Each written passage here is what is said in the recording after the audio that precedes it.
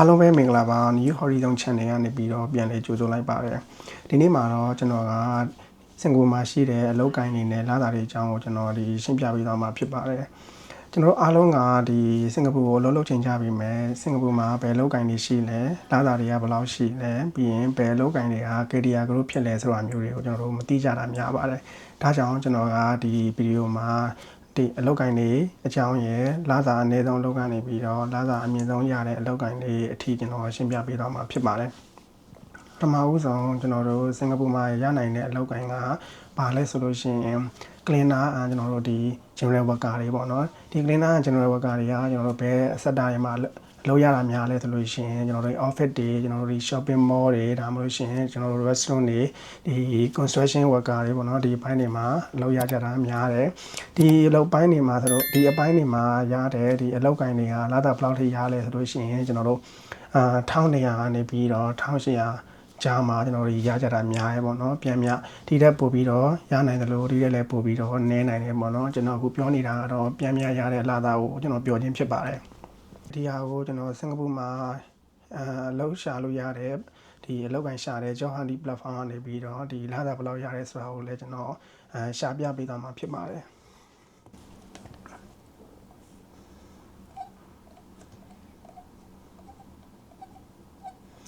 ဒီမှာဆိုလို့ရှိရင်ကျွန်တော်ဒီgeneral worker ပေါ့နော် cleaner ပေါ့နော်ဒီကျွန်တော်ဒီ central region ကျွန်တော်ဒီSteffi PTND company ကနေပြီးတော့ကျွန်တော်1800နဲ့2600ကြားဆိုပြီးတော့ကျွန်တော်ခေါ်ထားတဲ့လာတာလည်းရှိရပေါ့နော်ဆိုတော့ကျွန်တော်ပြောခဲ့သလိုလာတာ range ကဒီတက်ပို့ပြီးကျွန်တော်ပြောတဲ့ဒီပြန်မြ range နဲ့များနေတယ်များနိုင်သလိုကျွန်တော်နည်းနေတယ်နည်းနိုင်တယ်ပေါ့နော်ဒါကတော့ကျွန်တော်ရှာထားတယ်ဒီကျွန်တော်ဒီjob platform ကနေပြီးတော့ကျွန်တော်ရှာထားတဲ့ဒီတွေ့ရတဲ့လာတာဖြစ်ပါတယ်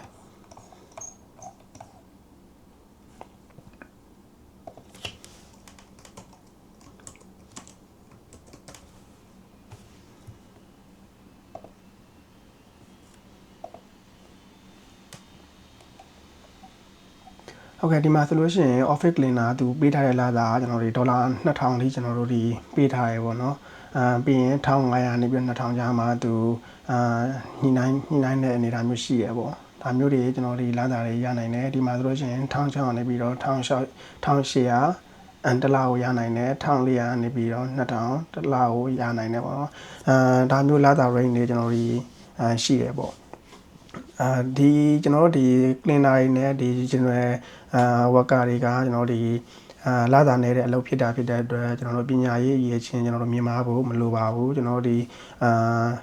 င်္ဂလိပ်စာနည်းနည်းပါးပါးပြောတတ်ဖို့လိုတယ်ကျွန်တော်ဒီတရုတ်လိုပါနည်းနည်းပါးပါးပြောတတ်တယ်ဆိုရင်အဆင်ပြေပါတယ်ဒုတိယကျွန်တော်တို့လာတာဒီဒုတိယကောင်းတဲ့အလောက်ကပါလဲဆိုလို့ရှိရင်ကျွန်တော်ဒီshort assistant တွေဖြစ်တယ်ပေါ့နော်ဒီ short assistant တွေကကျွန်တော်ဒီလာတာဘယ်လောက်ထိရနိုင်လဲဆိုလို့ရှိရင်ကျွန်တော်ဒီ1800နေပြီးတော့ကျွန်တော်ဒီ2500ပေါ့နော်ဒီဝင်းကျင်ကိုကျွန်တော်ရနိုင်တယ်ဒါကတော့ပြန်မြောက်ပြောခြင်းဖြစ်ပါတယ်ဒီ short assistant တွေကကျွန်တော်ဒီဘယ်ပိုင်းတွေမှာကျွန်တော်ဒီဘယ် sector တွေမှာအလုပ်ရရလဲပြောလို့ရှိရင်ကျွန်တော်ဒီ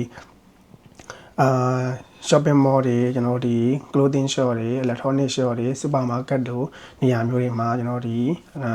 အလုပ်ကိုင်းရကြတာဖြစ်ပါတယ်ဒီ shop assistant တွေကကျွန်တော်ဒီ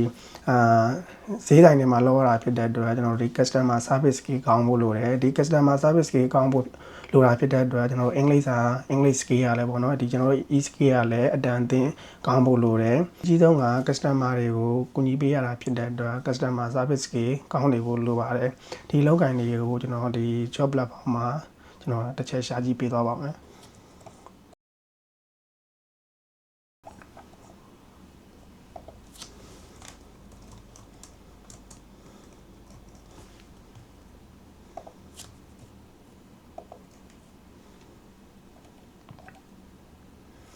ဟုတ်ကဲ့ဒီမှာဆိုလို့ရှိရင်ကျွန်တော်တို့ retail assistant ဆိုပြီးတော့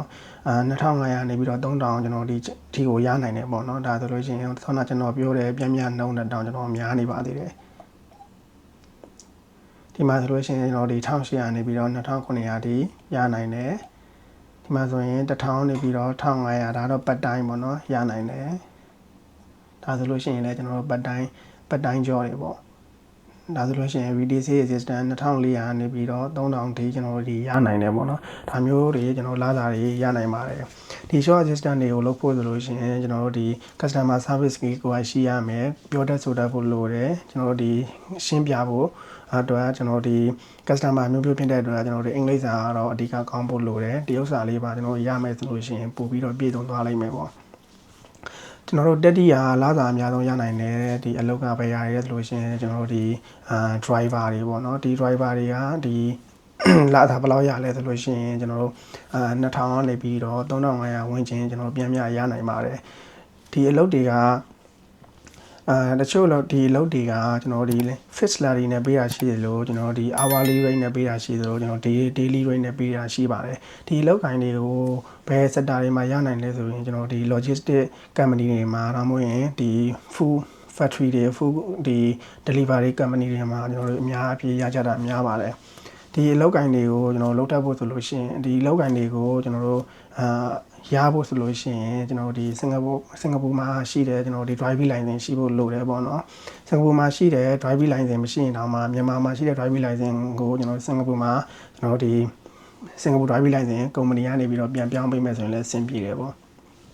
ဒီလောက်ကိုင်းတွေကိုကျွန်တော်ဒီ job platform မှာလာတာဘယ်လောက်ရလဲဆိုတော့ကျွန်တော်ရှာကြည့်ပေးသွားမှာဖြစ်ပါတယ်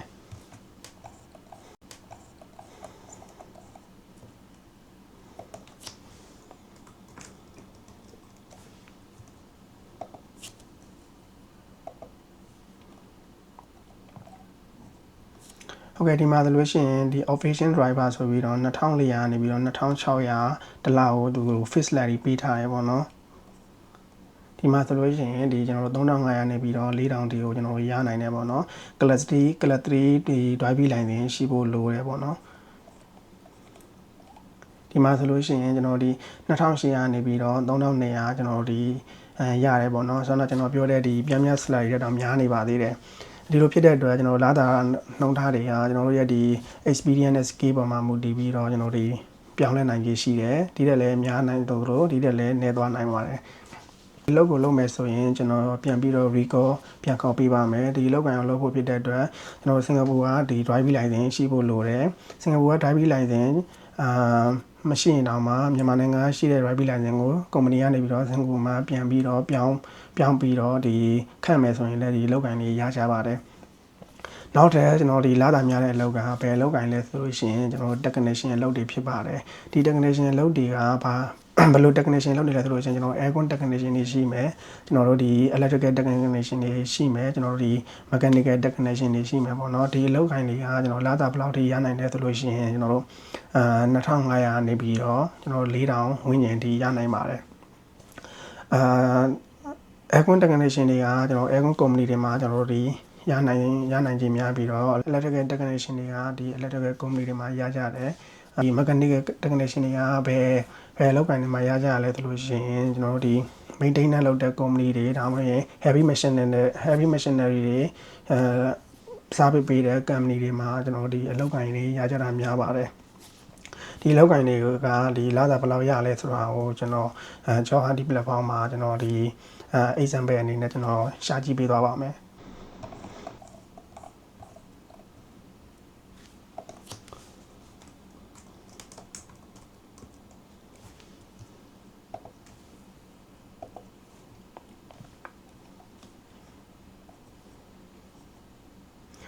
ဟုတ်ကဲ့ဒီမှာဆိုလို့ရှိရင် aircon servicing technician ပေါ့နော်ဒီသူလာတာဘလောက်ကနေစခေါ်ထားလဲဆိုရင်2500နဲ့3600ဒီတစ်လကိုဒီ fixed salary rate နဲ့သူခေါ်ထားတာရှိတယ်ဒီမှာဆိုလို့ရှိရင်လည်းကျွန်တော်တို့ facility technician ဆိုပြီးတော့2600နေပြီးတော့ကျွန်တော်3300တစ်လကိုဒီအထိလာတာပေးပြီးတော့ခေါ်ထားတာမျိုးရှိရပေါ့နော်ဒါမျိုးကျွန်တော်တို့ဒီလာတာ rate နဲ့ကျွန်တော်တို့ရနိုင်ပါတယ်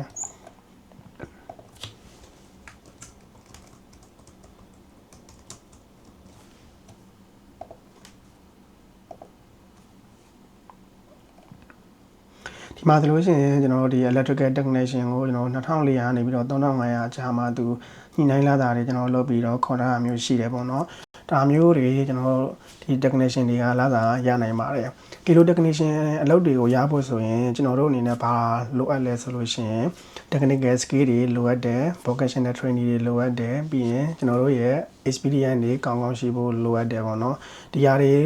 ရှိတယ်ကျွန်တော်ဒီအင်္ဂလိပ်စာလည်းတော်အသင်းကျွန်တော်တို့ကောင်းတယ်ဆိုလို့ရှိရင်ဒီလိုအလုပ်တွေကိုကျွန်တော်တို့ရှာခြင်းအပြင်ဒီလောက်လာတာတွေကိုကျွန်တော်တို့ရနိုင်တယ်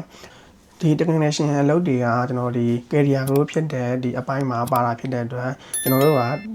တဖြည်းဖြည်း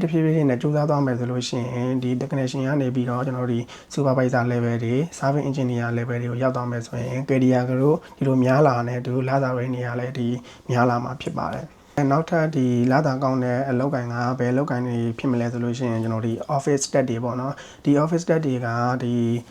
လာတာဘလောက်ထိအောင်ရနိုင်လဲဆိုလို့ရှိရင်ကျွန်တော်ဒီလာတာ3000ကနေပြီးတော့9000ဒီဝန်းကျင်ကြားမှာပြန်ရနိုင်ပါတယ်ဒီ office stat တွေကဘလို့အလုပ်ကိုင်တွေကိုပြောရလဲဆိုလို့ရှိရင်ကျွန်တော်တို့ဒီ HR တွေရှိမယ် admin တွေရှိမယ် accountant တွေရှိမယ်ကျွန်တော်တို့ဒီ QS တွေရှိမယ် quantity surveyor တွေရှိမယ်ပြီးရင် purchaser တွေရှိမယ်ပေါ့နော်ဒီလိုနေရာတွေမှာကျွန်တော်ဒီအလုပ်ကိုင်တွေရနိုင်ပါတယ်ဒီအလုပ်ကိုင်တွေကျွန်တော်ဒီ job hunting platform မှာဘယ်လောက်ရလဲဆိုတာဟိုကျွန်တော် example အနေနဲ့ရှာပြပေးသွားမှာဖြစ်ပါတယ်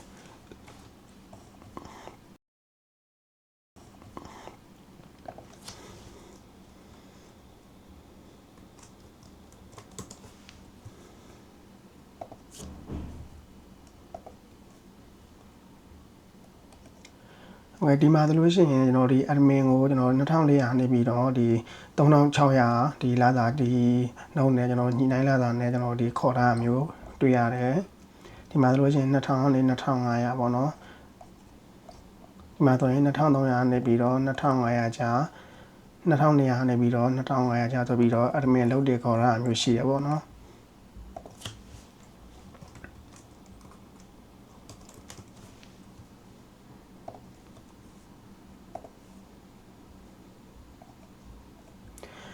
ဒါဆိုရင်ကျွန်တော် accountant အတွက်ကျွန်တော်ဒီရှာပြထားတာပဲဖြစ်ပါတယ်ဒီမှာဆိုလို့ရှိရင်ကျွန်တော်တို့ accountant ကိုကျွန်တော်ဒီလာတာ9000နဲ့ဒီ6200ကျားမှာ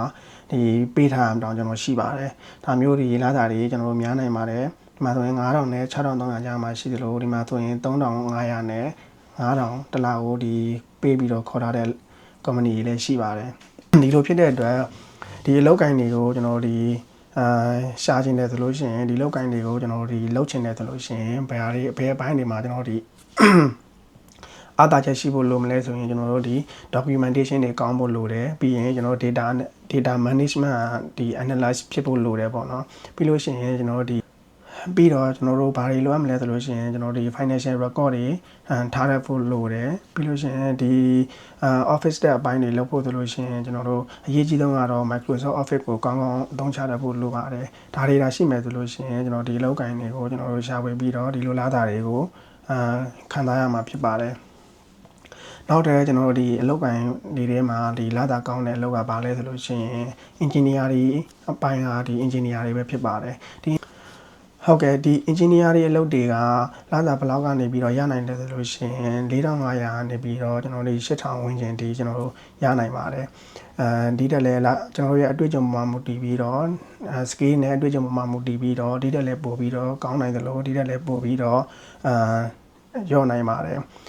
experience ပေါ်မှာမူတည်ပြီးတော့လာစာ rate တွေကကျွန်တော်ဒီ company တွေနဲ့ညှိရတာမျိုးရှိပါတယ်ပြန်ပြအဖြစ်တော့ဒီ4500နဲ့8000ဝန်းကျင်မှာရကြတာများပါတယ်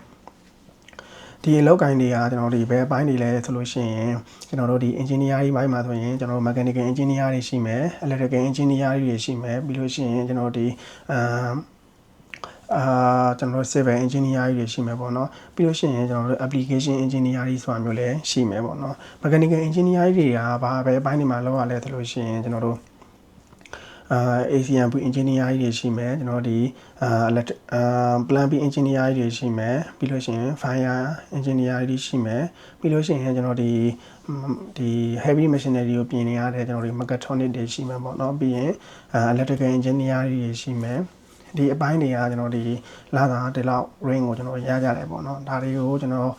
job hunting platform မှာရောဘယ်လိုလာတာတွေပေးထားလဲဆိုတော့ကျွန်တော်တစ်ချက်ရှာကြည့်ပေးသွားမှာဖြစ်ပါတယ်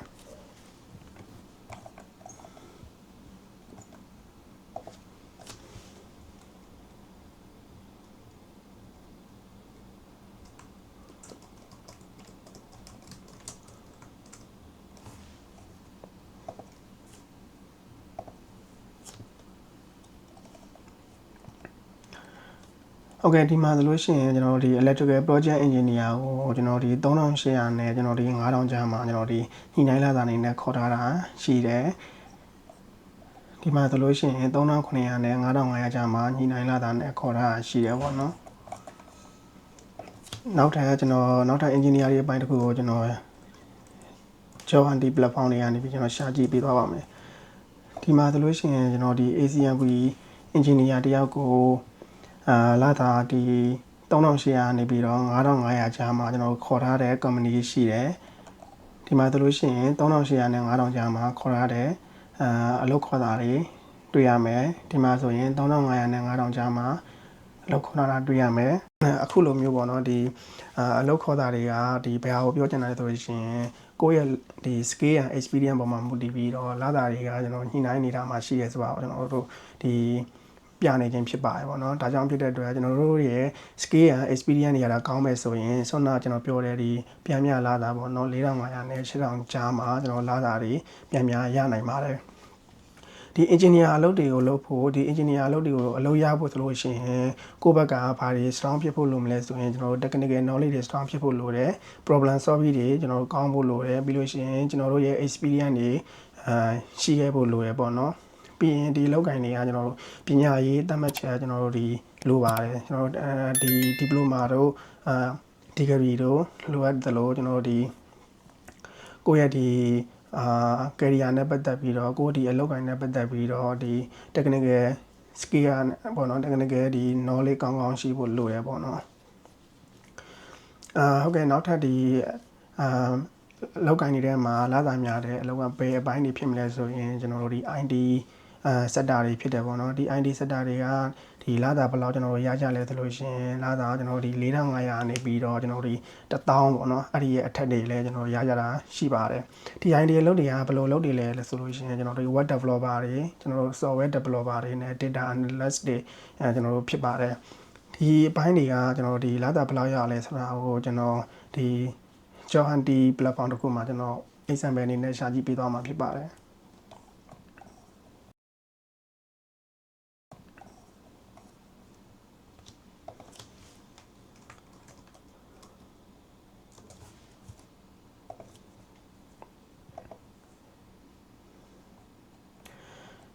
ဒီမှာဆိုလို့ရှိရင်ကျွန်တော်ဒီ web e-commerce executive ဆိုပြီးတော့ကျွန်တော်ဒီလာတာ3300နေပြီးတော့4500ကျားမှာကျွန်တော်ညှိနှိုင်းလာတာနဲ့ခေါ်ထားတယ်ဒီအလုပ်ကိုင်းတစ်ခုရှိတယ်ဒီမှာဆိုလို့ရှိရင်2600နဲ့ကျွန်တော်3800ဆိုပြီးတော့ကျွန်တော်တို့ခေါ်ထားတယ်ရှိတယ်ဒီမှာဆိုလို့ရှိရင်ကျွန်တော်တို့ software program မှာ4500နဲ့6500ကျားဆိုပြီးတော့အလုပ်ခေါ်တာတစ်ခုကျွန်တော်တို့တွေ့ရမှာဖြစ်ပါတယ်ဒီအောင်မှာဆိုလို့ရှိရင်လည်းကျွန်တော်ဒီ software engineer ဆိုပြီးတော့4000နဲ့5000ချားမှာကျွန်တော်ဒီညှိနှိုင်း salary နဲ့ခေါ်ထားတဲ့အလုပ်ကိုင်းမျိုးကိုကျွန်တော်တွေ့ရမှာဖြစ်ပါတယ်ဒီလိုအလုပ်ကိုင်းတွေကျွန်တော်ဒီခေါ်နေတာဖြစ်တဲ့အတွက်ဒီ IT sector ဘိုင်းကိုကျွန်တော်တို့ဒီ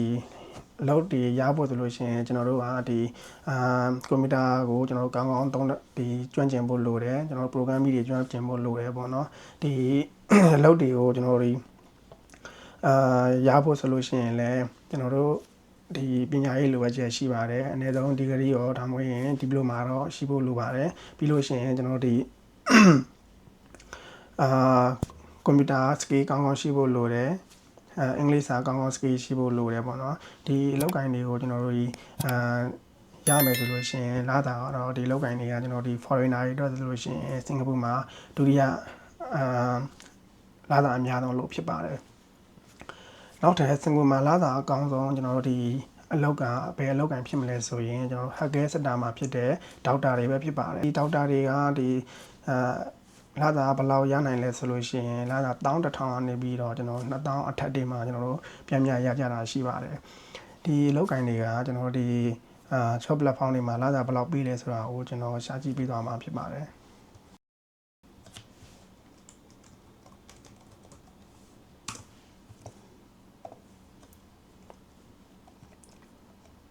ဟုတ်ကဲ့ဒီမှာဆိုလို့ရှိရင်ကျွန်တော်ဒီ